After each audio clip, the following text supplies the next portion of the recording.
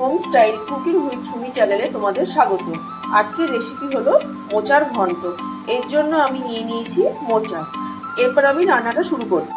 তেল আমার গরম হয়ে গেছে, আমি এবার দিচ্ছি গোটা গরম মশলা, তারপর দিচ্ছি শুকনো লঙ্কা, তেজপাতা, গোটা জিরে। এরপর আমি দিচ্ছি আলু। আলু দেওয়ার পরে একটু দেবো নুন।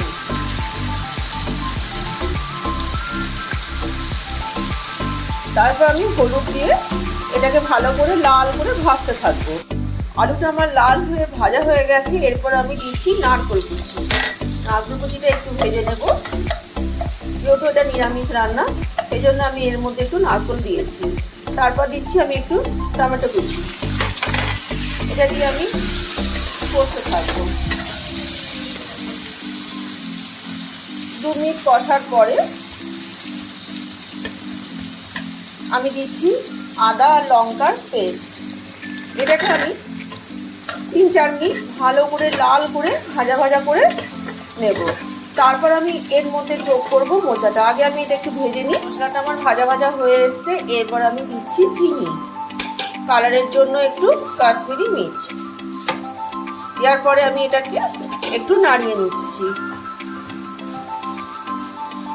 তারপর আমি দিচ্ছি সেদ্ধ করা মোচাটা। এটা আমি দিয়ে 5 মিনিট এরকমভাবে ভাজতে থাকবো। রান্নাটা আমার একদম ভাজা হয়ে গেছে। এরপর আমি দিচ্ছি একটু কর্নফ্লাওয়ার। তারপর দিয়ে 2 মিনিট নেড়ে নেব, এটা একটু থিকনেস হওয়ার জন্য। তারপর আমি দিচ্ছি ঘি।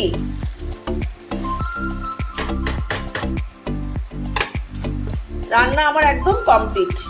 মোচা ঘন্টটা আমি একটা প্লেটের মধ্যে নিয়ে নিয়েছি। এটা একদম নিরামিষ একটা রান্না। এটা ভাত রুটি সবার সঙ্গে খাওয়া যেতেই পারে।